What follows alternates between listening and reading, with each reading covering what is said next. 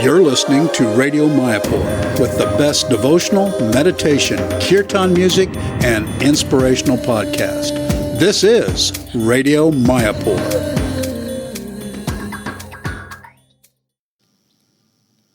Hello, Hare Krishna. This is Jagadish, your host from Mayapur.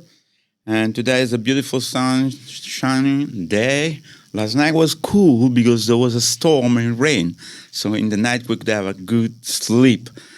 And today we have a wonderful opportunity to meet a wonderful devotee. His name is Jagadish Das. He's from USSR. He was born in 1973. Has been 14 years in Mayapur. He's my dear friend. And I'm very, very happy that today he's here with us. We're going to pick his brain and ask him a question. So he'll tell us how he feels and how is the preaching going on all over the world. And so welcome, Jagadish Prabhu. Thank you very much, Ganga Prabhu. It's a pleasure to have you here with us today. And tell us a little bit about your personal experience of your family when you were born and where you grew up and how was your education. So tell us a little bit about yourself. As you mentioned, I was born in USSR. At that time, it was a great empire.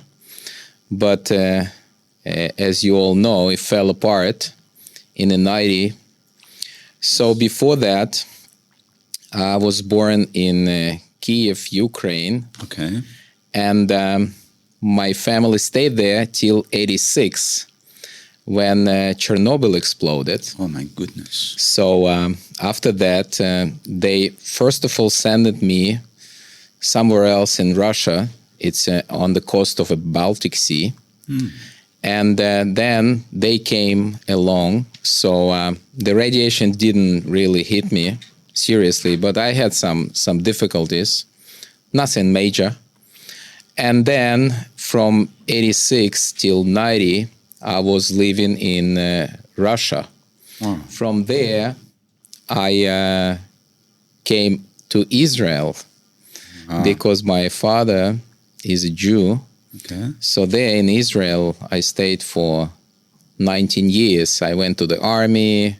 I worked. My education wasn't successful because I left USSR at that time when I was 17. So I couldn't finish.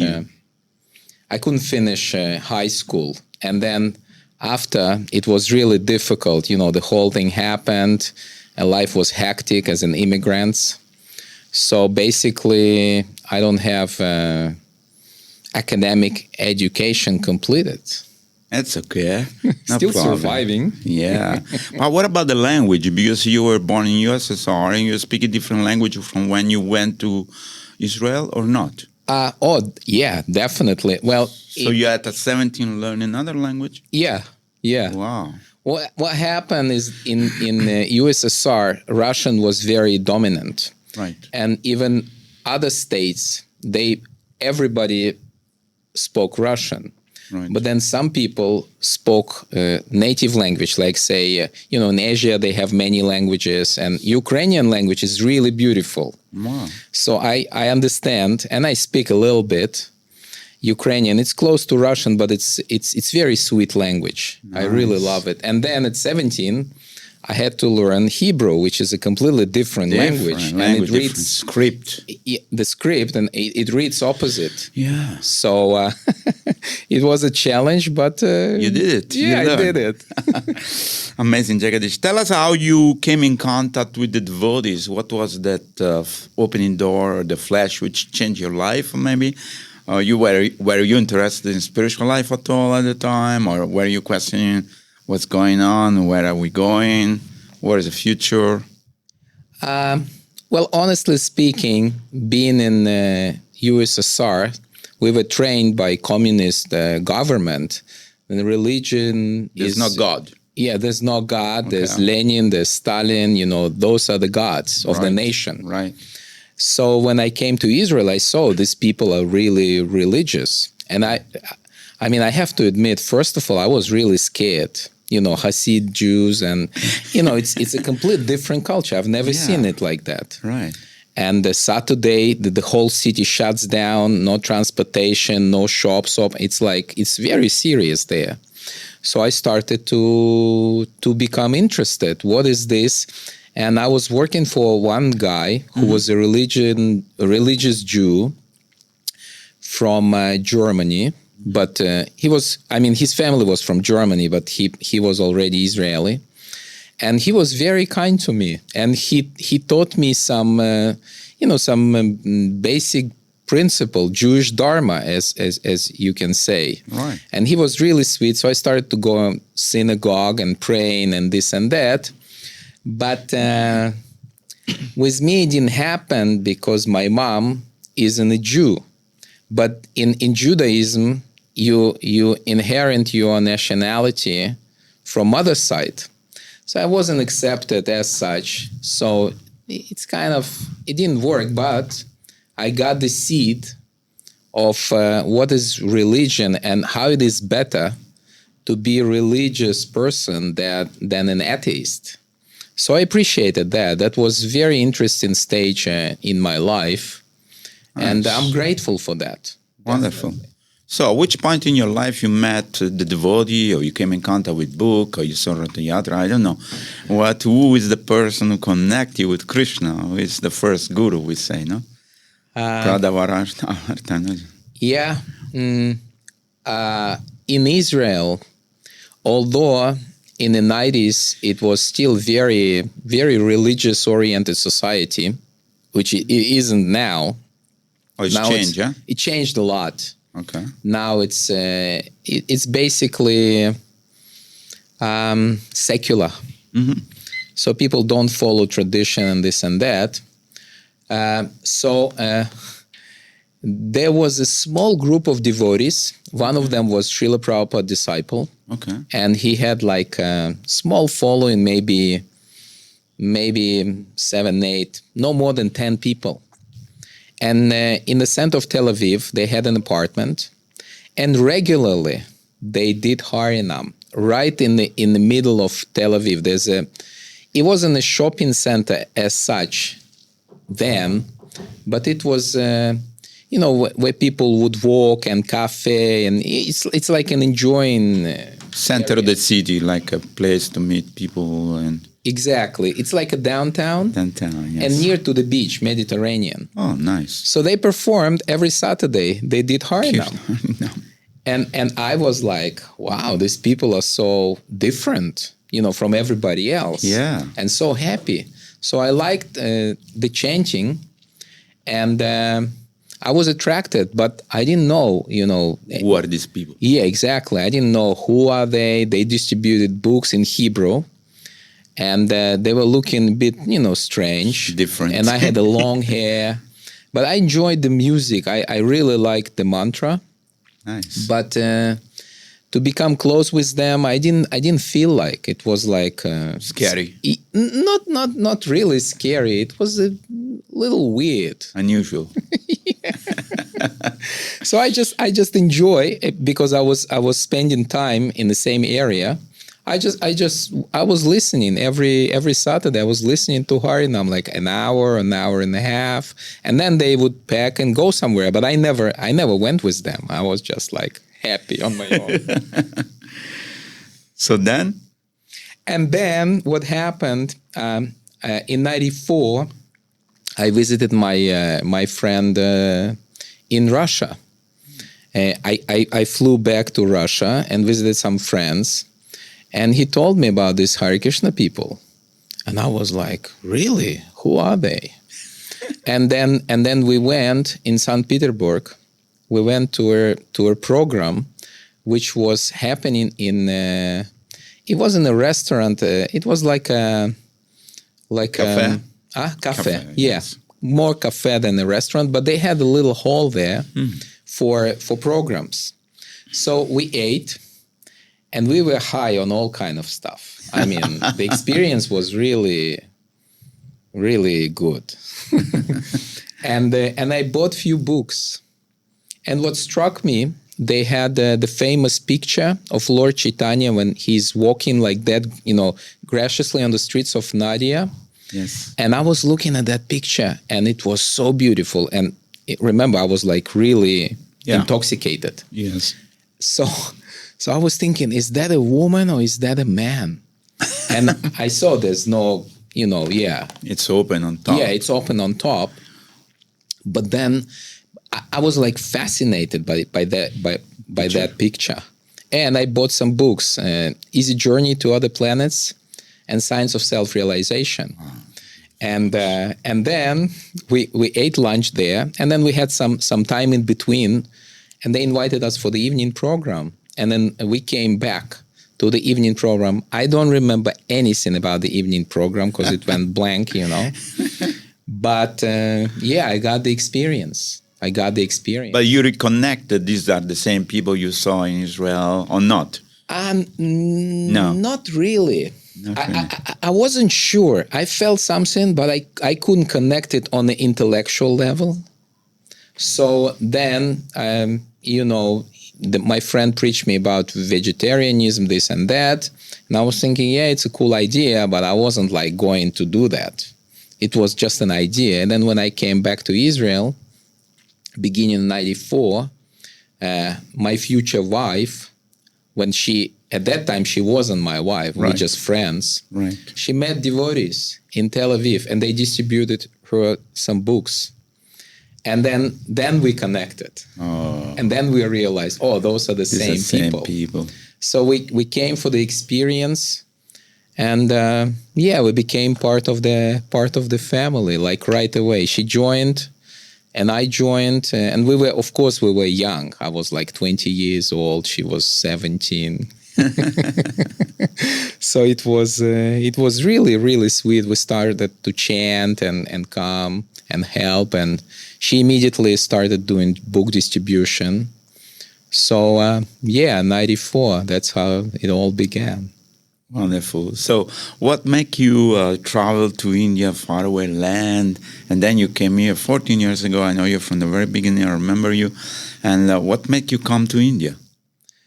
Well, obviously, I was reading Srila Prabhupada's books. Yes. And I read about Vrindavan, Krishna book. I read the teachings of Lord Chaitanya, although it was a bit difficult for me. I mean, too many the philosophy, names and too many things. Names and conversations. Yeah, I tried, honestly, but Krishna book I really liked. So there's a description, Vrindavan, the forest of Vrindavan, Jamuna, Govardhan. So I was thinking, wow, I gotta go there.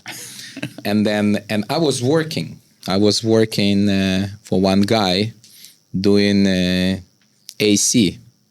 So AC work is actually good. What is good about it? It's seasonal work. In the summer, we worked really hard. But in the winter, there was much less work. So I was thinking, okay, let's go. So I took my girlfriend. By then, she wasn't my wife. Maybe she was. Oh yeah, we're already married. Okay. That was we married in 95 in spring, and then in the end of 95 I bought tickets, and we flew to Vrindavan, and then Mayapur, and then Jagannath Puri. For 3 months we traveled, because I could take that long of a leave, because there's not much work. Yeah. So I came to India, and I was blown away. Of course, the experience I got, it wasn't like in Krishna book. I mean, I have to admit, but I wasn't frustrated. I really enjoyed it. Although, of course, we were sick and this and that, stuff stolen. I mean, the first the regular experience, Indian. the regular Indian experience for two spaced out, kids, you could say. Yeah. I was 21, 22. She was like 19. So, but we liked it somehow or other. But then at one point you decide to come and set yourself in Mayapur. So you went back. Yeah, of course. And then what happened? Well, I continued working. Okay. And she studied. We had 2 kids. Nice. So first in 99, and then my daughter, she was born 2008. And then 2009, I realized that along the way, I have to say that what happened is that many immigrants in 90s came to Israel from former USSR. Right. And many of them were already familiar with Krishna consciousness from their own places, from Asian republics, from Ukraine, Moldova, Belarus, Russia, many. And what happened in 98, we split. So the Hebrew-speaking group, they continued on their own.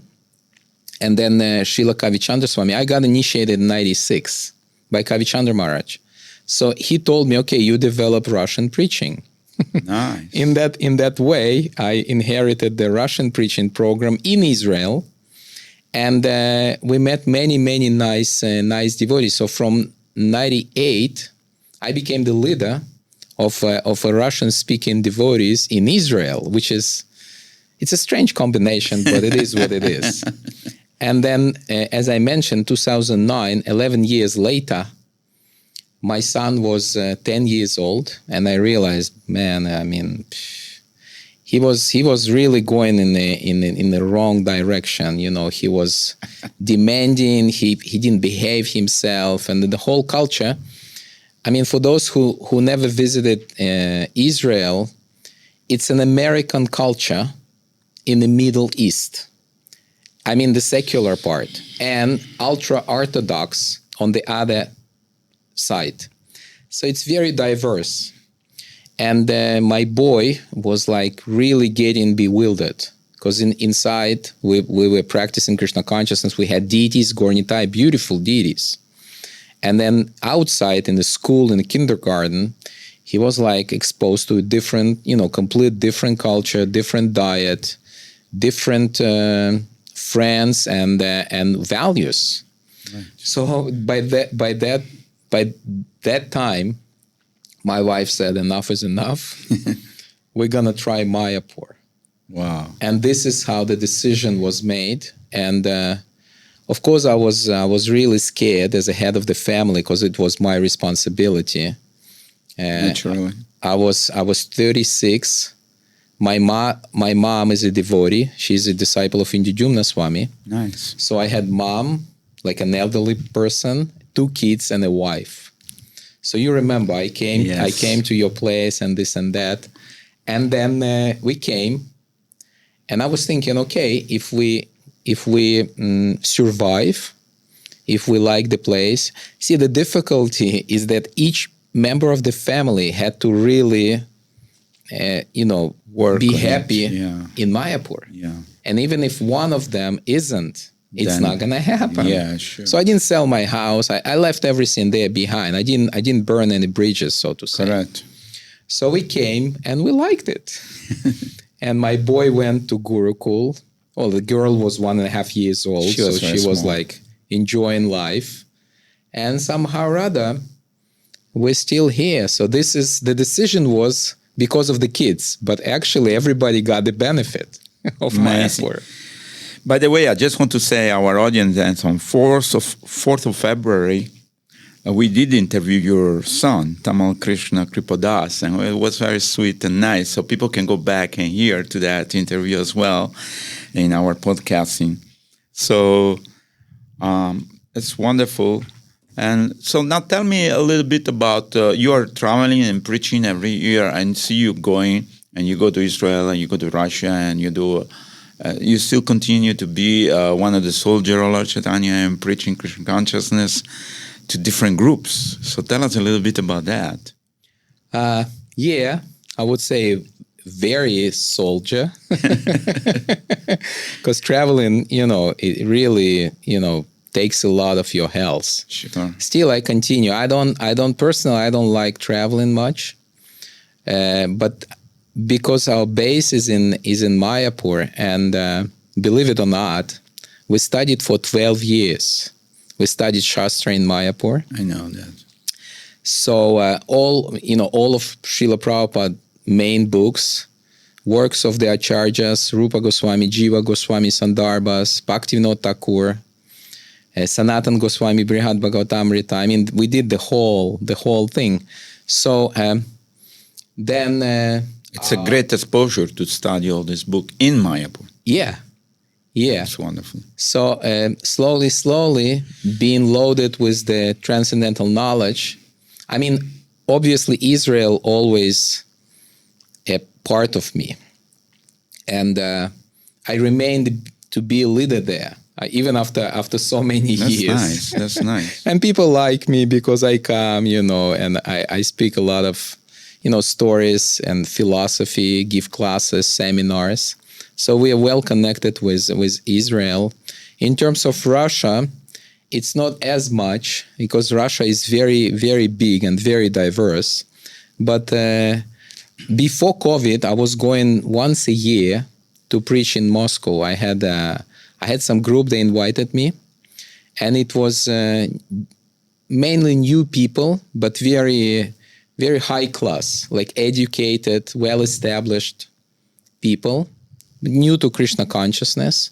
So it was more like friends. We became friends, but also, I preached about Srila Prabhupada, about his mission, Mahaprabhu's teaching to them and like that. But because of the COVID, since 3 years back, I couldn't go. So now I'm planning to go again, but let's see if it happens. Yeah, still some conflict. There's a conflict, and the difficulty is that economical situation is very, very bad in Russia, and tickets are super expensive from India. It's like it went triple from the original prices before COVID. So I'm contemplating, but they want me to come, but whether I can afford it or not, we'll see. But Israel, I'm going once a year. Spend a few months there. Yes, and Israel is a beautiful place. We have Dead Sea, we have Mediterranean Sea, we have Red Sea, we have the place where Jesus walked on the water. Wow. And it's a historical place, and it's very ancient culture. So you can feel the vibe, and I love Israel. And of course, the food in Israel, it's like first class. Because milk products not contaminated by anything, because there's a kosher. Oh. So that makes it... I also heard that the capital of the vegan is Israel. There are 7,000 restaurants. Yeah. Somehow, I don't know how. So that people that are interested in being... I missed it.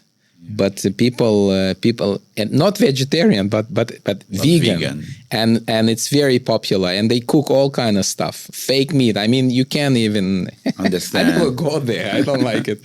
But the stuff they cook, it's amazing. And it's from street food. Soya, this, that. Yeah. Thing. What is the age group of the people you are actually exposing your Krishna consciousness to? That's a nice question, because when I was young, the people that I preached were young. Right. Now that as I grew, the crowd grows with me. I don't know why. Although we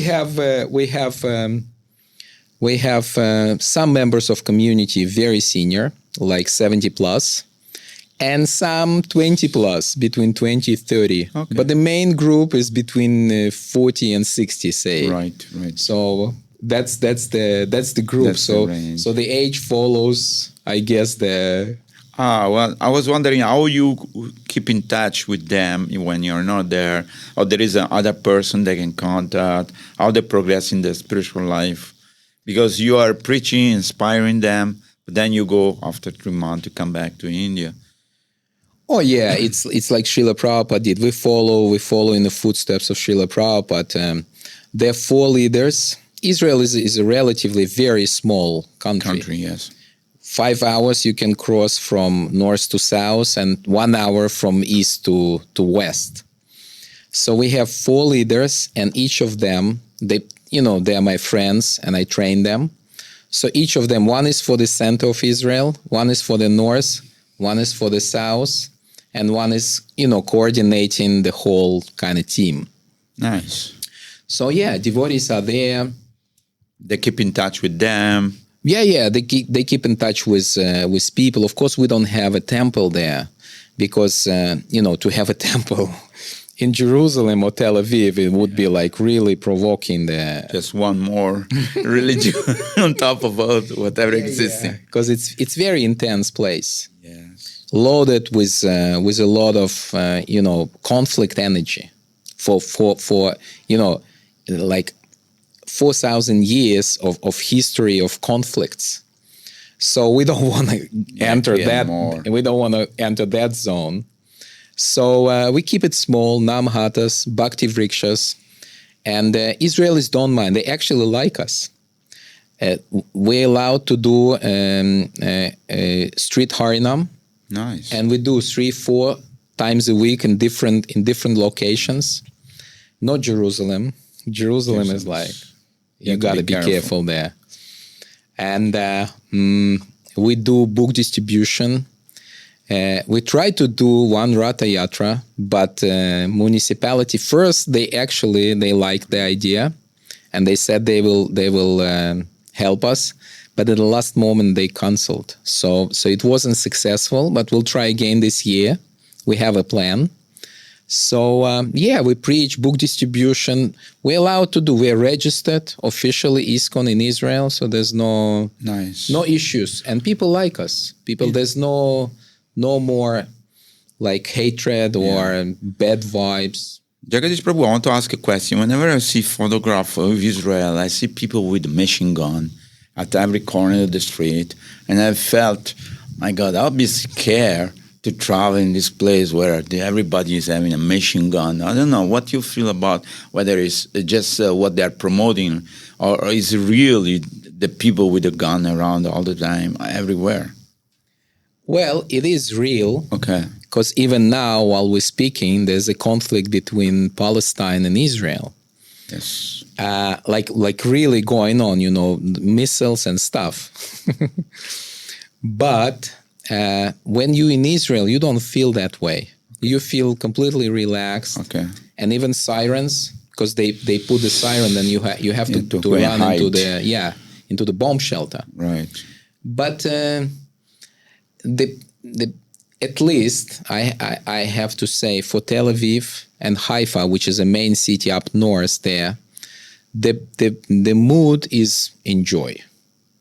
They enjoy to the max on the beach. They have all kind of good fruits, juices, dairy products. So you don't feel like the war is going on. But there are people. There's really security is really tough. Shopping malls and any government office.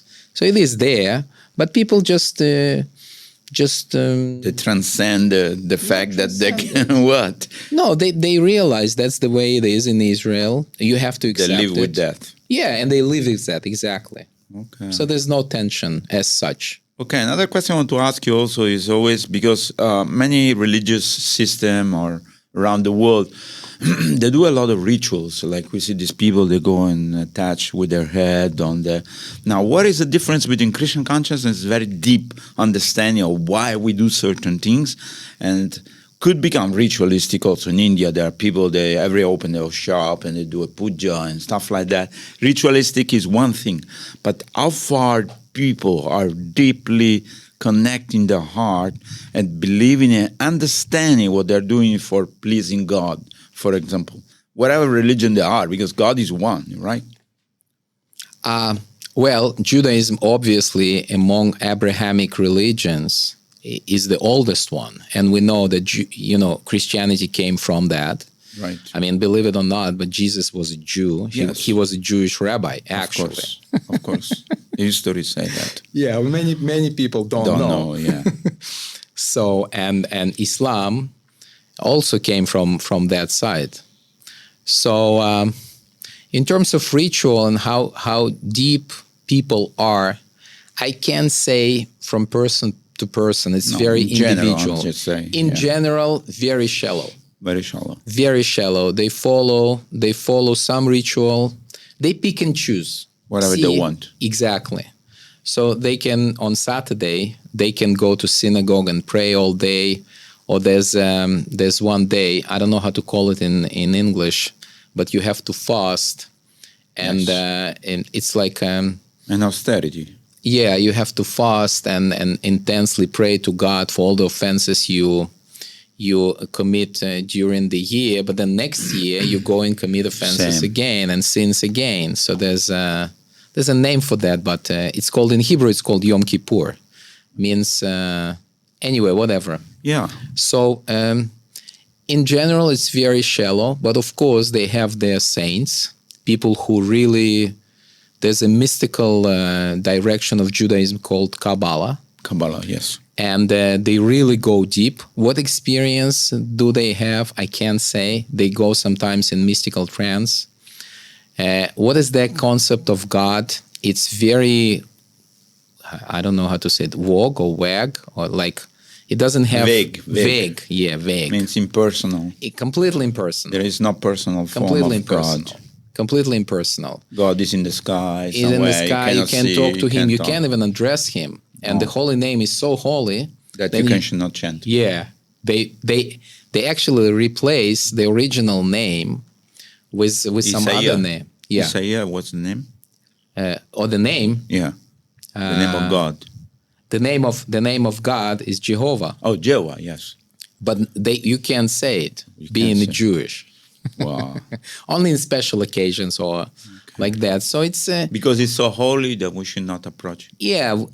He's so holy and we are so low.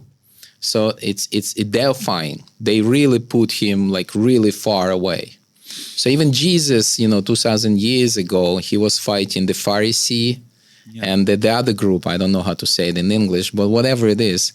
So it is basically ritualistic, highly ritualistic, and the family connection in Judaism is very tight. So, family culture is there still. But everything else, Is there any Jew who is vegetarian, for example? According to their religion? Yeah. It's really difficult because the culture they followed in Jewish calendar, it's 5,875 year running. Right. So it's very ancient culture in almost 6,000 years. Right.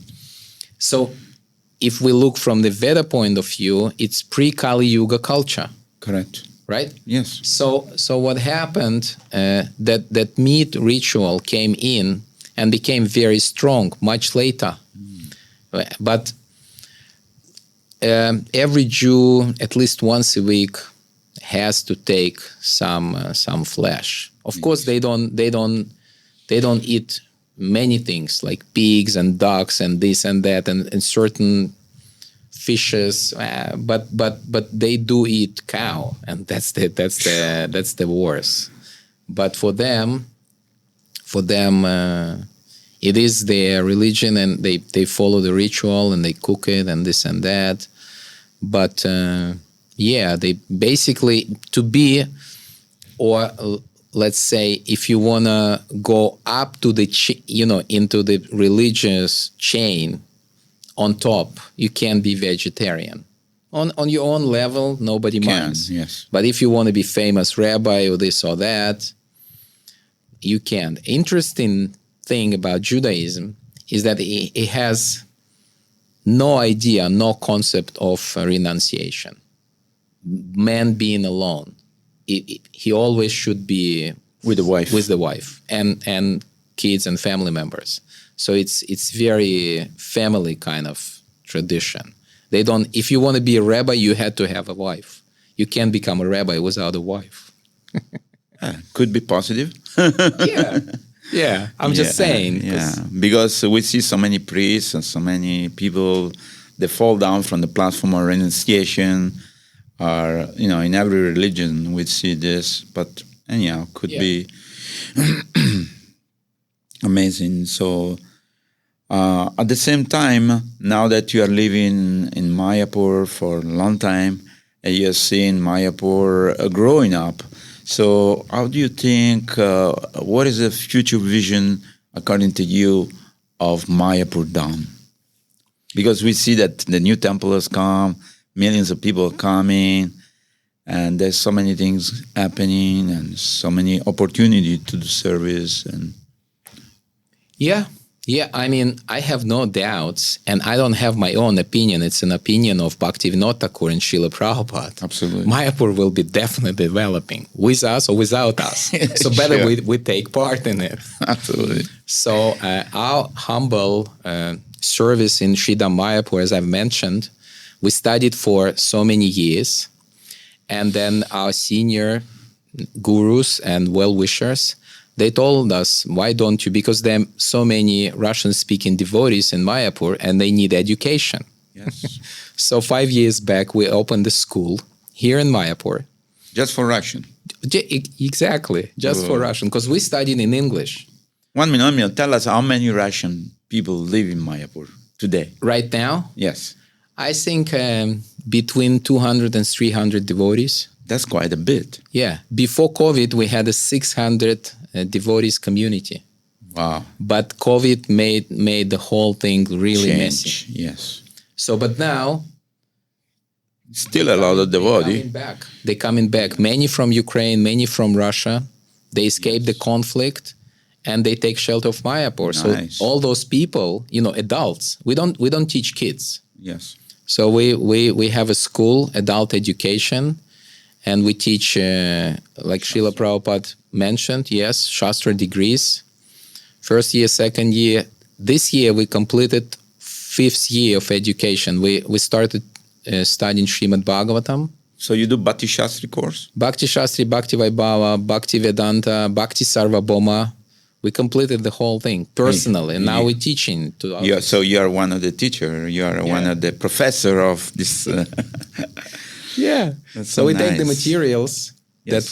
that In we English. in English and translate it translate into into Russia. Russian. We trained our personnel, and we have highly trained teachers. And People study. yeah, devotees come and study, and it's like a family environment. That's beautiful. We study, we do kirtan, we take prasadam together. Yesterday we had a wonderful Ekadasi program. 150 people came Nice. for that program. Wow. Japa, kirtan, and prasadam. I know a few days ago, and we give a lecture together to the Russian duo. Yeah, to They're Russian very community. Sweet, very sweet people. Yeah. That's very, very nice. So then you will continue to do this service for the future of Mayapur? Well, the plan is 12-year course minimum. That's a long time. That's a long time. Considering 5 years over, we have 7 years more to go. And then we'll see what happens. But yes, now we have a school, we have a mission, and we love Mayapur. My kids grew up here. My mom, she wants to be here till her last breath. She's 74 years old. She's nice. And she basically chants and does deity worship all day. And Mayapur is the place. to be. What are the challenges for a Russian devotee coming from Siberia, where it's minus 45 in the wintertime and 23 in the summertime, to adjust to this weather here and this crowded place and this dusty and whatever? I'm just asking you in general. Well, the basic challenges you've mentioned, it's the weather, food, disease, because people, they're Adjust their body according to the place. they're not used to this kind of tropical environment. Right. But see, Russian people are very tolerant people. Amazing. So that's why after Bengalis, Russian-speaking They're the biggest. devotees are the biggest community in Mayapur. Absolutely. And happy, very happy people, very simple people. They can live with minimum. I think because they came from very austere background, maybe. Austere, but also these people can adjust. Yes. Their mindset is very flexible. So and also smart people. They Very learn intelligent. English Yeah. quickly. They even learn Bengali. Some of them like fluent in Bengali. Yeah. And because it's a headquarters of ISKCON, they dedicate very dedicated people. I see many ladies dedicated to the service of the deity every single day, and then I'm really, really appreciating them, and whether rain or sun, they're there performing the service for the pleasure of the Lord, which is great inspiration for everybody to see. Yeah, of course. Russian people are generally very talented people, very smart people. And the best of them come to devotees. Right. Because that's what Srila Prabhupada said, that only smartest people choose Krishna consciousness. So we're getting the cream of the cream. That's wonderful. So you will continue to do the teaching, and any other service would you like to explore, or you contribute, or what happened naturally from the school, because books of Srila Prabhupada are the center of the school. We developed a small community around the school, and without any additional pressure, we just invest into relationship. That's wonderful. So, I mean, you're splitting into small groups, and each one has a meeting with their we friends. have Mataji's Sangha now. Okay. We have Prabhu's Sangha. Okay. We organize kirtans in Mayapur. Yes. Every day they do kirtan in the near the long building. I see them in the morning, afternoon. Yeah, 2 Harinams. So slowly, and I'm part of that development. So I basically guide people like a spiritual guide. I don't do any administration. Okay. But that, people come consulting us, family life, spiritual life. We do service for many spiritual masters, guiding their disciples in Mayapur. Mm-hmm. So, it's natural. It's not like I planned it. It just happened. Right. What about the financial aspect of it? Because we are foreigner. Okay, when we live in a foreign country, we need certain type of standards of living. Simple, still. I see some devotees, they're making bread, or some people, they're all doing something for survival. Yeah. And it range, from 10,000 rupees per month to 200,000-300,000 rupees per month. That's the budget for a family. But some work online, and it gives them, certain income. Some live very simple, like making bread or, doing service for a temple and getting like minimal salary. Right. But still happy. Yeah. That's the trademark. Still happy. Nobody's complaining, this, that, how come. They feel the mercy of the Dham. Nice. They go to Ganga every day, many of them, even old ladies. It takes them like 1.5 hours just to walk there up and down, but still they go every day because they understand that's the power of the holy name. Beautiful. So, It's amazing. So, is there any other things you would like to share with the audience of today who are listening to us?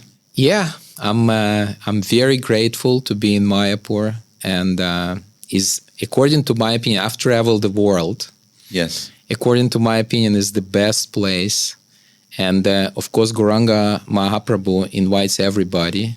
We can see Panchatattva is calling every day, so we should go, even if we watch them online. Sure.